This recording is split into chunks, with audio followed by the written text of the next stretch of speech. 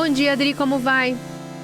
Bom dia, Carol. Bom dia, Raíssa, e Bom todos dia. os ouvintes da Eldorado.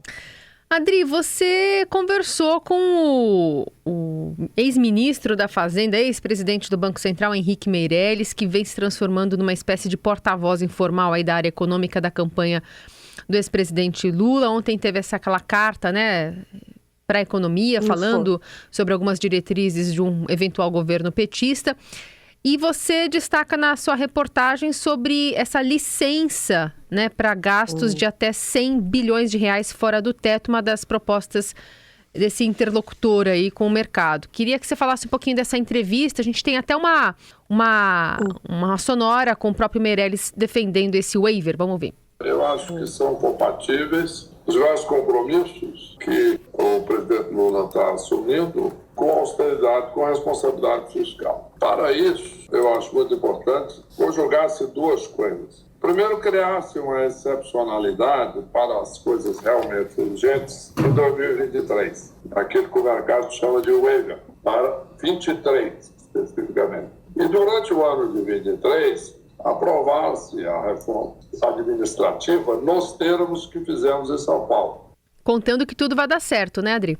Pois é, se o ex-presidente Lula ganhar a eleição, o ex-ministro da Fazenda, Henrique Meirelles, ele está ocupando um vácuo da própria campanha, que não tem falado muito sobre o seu plano econômico para frente. Embora essa carta que você comentou tenha sido divulgada ontem, o mercado cobra mais detalhes, por isso que a carta não foi bem recebida no mercado financeiro, que os analistas falam que foi de forma genérica, e se a tentativa era dar uma sinalização mais forte, isso não aconteceu.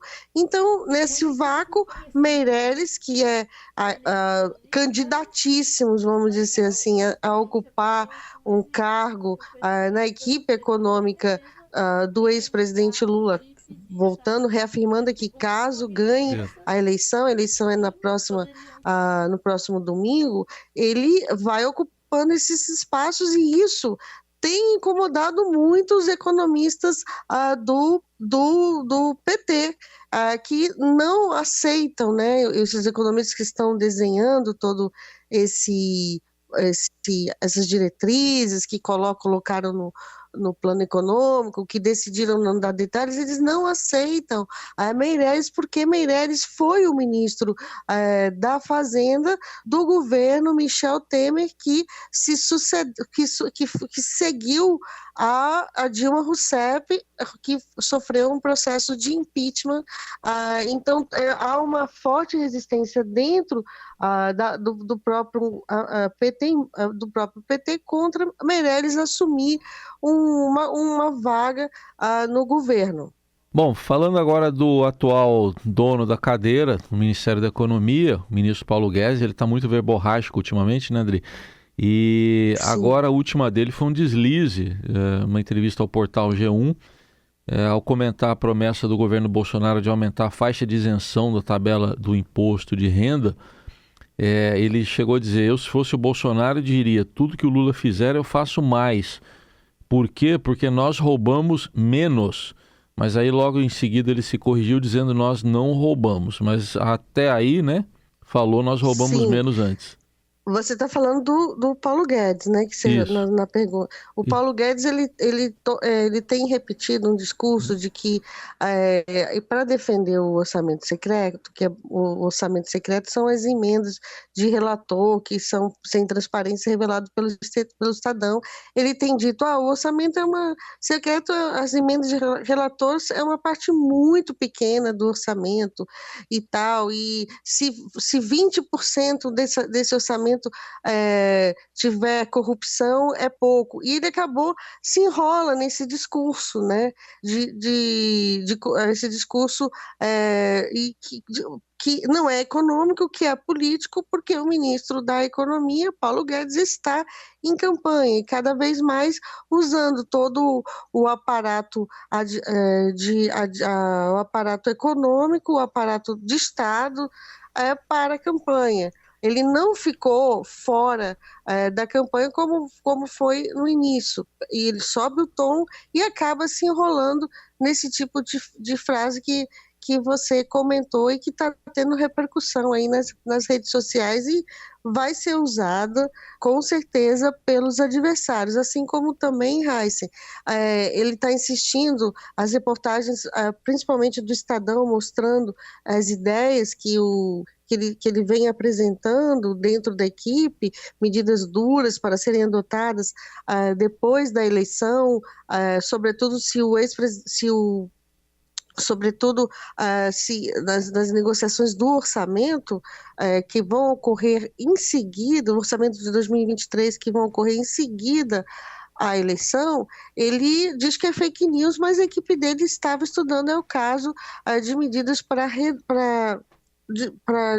uma reversão das deduções com despesas médicas e educação que existe no imposto de renda da pessoa física. Por que isso? Porque o presidente Bolsonaro prometeu, assim também como o presidente Bolsonaro prometeu uma correção da faixa de isenção para R$ 5.000, é muito alta, a perda de arrecadação é muito elevada, ele tá estudando medidas para diminuir esse impacto. E agora diz que é fake news, mas não é, isso estava, pelo menos depois que ele descredenciou todos os estudos, estava em discussão na área econômica. A questão é essa, né, Adri? Tem saído esses estudos que aí depois, né, quando a imprensa noticia, eles matam no peito falando que tem estudo para um monte de coisa aí rolando e tal, e que a promessa de campanha não tem necessariamente a ver com esses estudos. Mas esses estudos estão sendo feitos e pelas contas que estão sendo apresentadas, para fechá-las, o dinheiro vai ter que sair de algum lugar. Então, todas as cartas estão na mesa, né? Carol, eu costumo dizer, já cubro há muito tempo a área econômica, que não tem almoço grátis. O presidente Bolsonaro, seus aliados e também adversários no Congresso, eles aprovaram medidas que têm impacto muito forte nas contas públicas. Uhum. Né? E eu digo, uma delas a desoneração dos combustíveis. Isso vai ter que ser ajustado mais para frente. E tudo isso acaba tendo que ter um plano, uma estratégia para enfrentar. Se vai deixar um pouco mais de combustíveis, como o ministro Paulo Guedes, a quem pergunta com ele fala a desoneração dos combustíveis, que é muito cara. Estou falando aqui só do impacto nas contas do governo federal, dos impostos federais, é mais de 50 bilhões de reais no ano que vem, se o governo continuar. Então tem que ter um ajuste por outro lado, alguém perde. Não tem almoço grátis. Se o governo desonera um setor, ou acaba outros tendo que pagar essa conta, e são essas medidas que estavam sendo estudadas e claro, também com ações que há muito tempo o governo, a área econômica do governo, quer adotar para desamarrar o orçamento, desvincular, e nesse sentido a discussão sobre a mudança na forma de correção do salário mínimo, que vincula, né, que está vinculada a uma série de despesas como aposentadorias e pensões. Só uma coisa, Adri, o ministro Guedes, nessa entrevista coletiva que ele deu ontem, foi lá numa palestra, né, na Associação Comercial de São Paulo. Mas antes disso, ele chegou a dizer lá na palestra que isso já está sendo usado na campanha do presidente até, a reeleição, de que o PT poderia taxar o Pix. Tiraram da onde isso? Olha, não sei. Eu acho que é uma guerra de narrativas, assim, que eu tenho visto várias declarações de um lado ou de outro que são mentiras. Ninguém prometeu, e eu não vi não vi a campanha do PT dizendo que vai acabar com o Pix, que vai taxar o Pix, né? Porque voltou também uma discussão.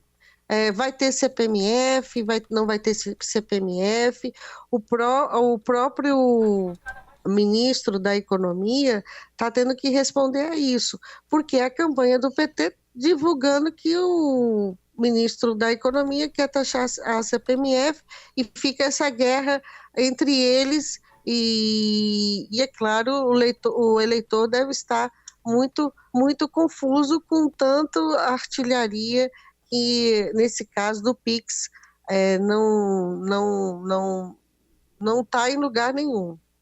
Essa Adriana Fernandes, que segue acompanhando de perto toda essa movimentação também na área da política, né, segundo turno, e essas propostas que poucas têm parado de pé de ambos os lados. Adri, obrigada, viu?